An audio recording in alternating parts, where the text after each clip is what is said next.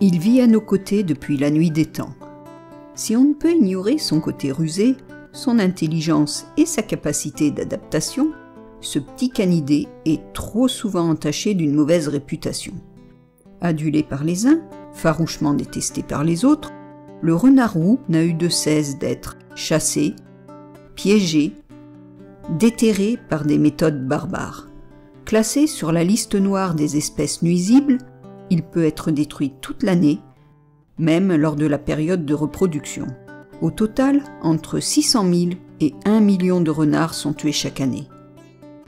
Les autorités invoquent l'intérêt de la santé publique, la protection de la faune et de la flore, et les dommages importants à d'autres formes de propriété pour justifier cette classification.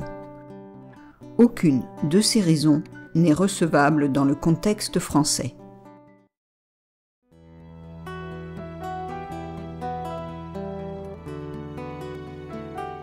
Pour l'intérêt de la santé publique, l'histoire et les recherches scientifiques nous montrent qu'une trop forte pression sur la population vulpine ne fait que favoriser la prolifération des zoonoses ainsi que les risques sanitaires induits. La pression sur les familles de renards, en libérant des espaces, accélère de façon artificielle la mobilité des individus et donc des maladies. Chez le renard, comme chez beaucoup d'espèces, un territoire laissé libre est immédiatement réoccupé. Le classer espèce nuisible pour la protection de la faune et de la flore est un non-sens. Il est difficile d'imaginer que l'on puisse systématiquement mettre à mort le renard sous prétexte qu'il peut commettre des actes de prédation sur le petit gibier, comme le lapin de Garenne, mais aussi sur le faisan de Colchide et les perdrix, deux espèces importées et élevés par l'homme uniquement dans le but de les chasser. Si des prédations sur les oiseaux nichant au sol sont invoquées pour le même motif, elles restent très occasionnelles et ne représentent nullement une menace pour ces espèces, contrairement à la destruction de leur habitat provoquée par l'homme. Classer le renard parmi les nuisibles pour protéger toute forme de propriété est déraisonnable. Si les intrusions dans les poulaillers peuvent localement créer des problèmes, les pratiques de régulation et de destruction ne servent absolument à rien. Un renard mort est un territoire vide, et un territoire vide sera immédiatement recolonisé. La seule solution acceptable est une protection efficace des poulaillers. Classer le renard en espèce nuisible est un non-sens économique pour la protection des activités agricoles. La pullulation des campagnols des champs, mulots, surmulots, cause de gros dégâts sur les parcelles de culture, alors que l'on sait qu'un renard roux peut manger à lui seul entre 3 000 et 10 000 de ses rongeurs par an, ce qui fait de lui un auxiliaire précieux et gratuit des agriculteurs. Chaque renard leur permet une économie pouvant aller jusqu'à 3 000 € par an.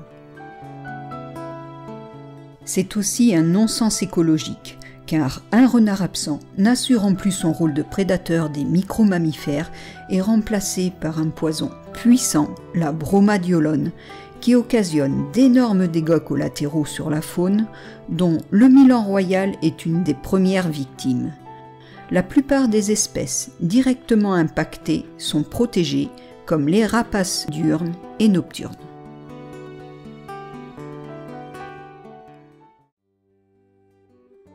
Ce classement en nuisible permet des actes d'une rare cruauté, comme le déterrage, l'abattage pendant la période de reproduction et le piégeage.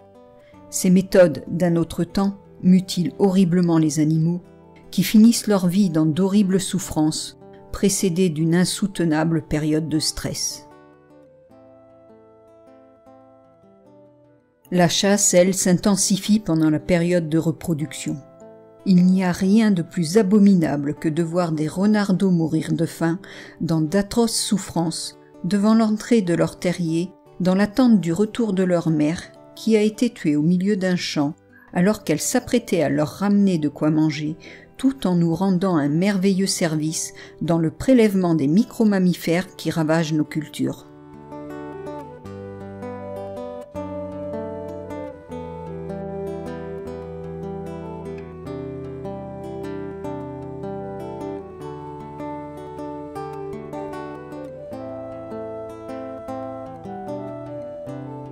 Le Luxembourg ne chasse plus le renard depuis 3 ans et le canton de Genève en a interdit la chasse depuis 40 ans.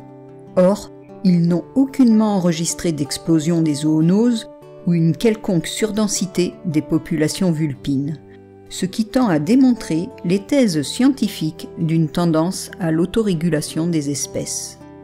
Le renard est indiscutablement plus utile en vie que mort en nuisible. Une prise de conscience collective permettrait de le retirer de cette classification de nuisible et d'en arrêter sa persécution toute l'année, ainsi que d'en abolir définitivement l'abattage pendant la période de reproduction, le déterrage et le piégeage.